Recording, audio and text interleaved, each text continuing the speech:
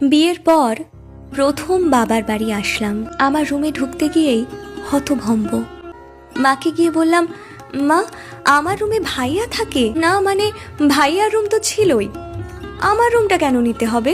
ধুর পাগলি মেয়ে, বাবার বাড়িতে মেয়েদের নিজস্ব বলে কিছু থাকে নাকি? স্বামীর সংসারই তো এখন তোর সংসার। মনের মধ্যে তীব্র ব্যথা চেপে রেখে বললাম, এখানে যখন আসবো থাকবো কোথায়? তুই তো এখন অতিথির মতো, আসবি 2 দিন, হেসে খেলে থাকবি, তারপর চলে যাবি। গেস্ট রুমটা তো পড়েই আছে। মাকে আর কিছু বললাম না। বিয়ের 8 দিনের মাথায় আমার রুমটা এখন পুরোপুরি ভাইয়ার রুম হয়ে গেছে। এখন আমি তাহলে এই বাড়ির কেউ না, বাড়ির রাজকন্যা।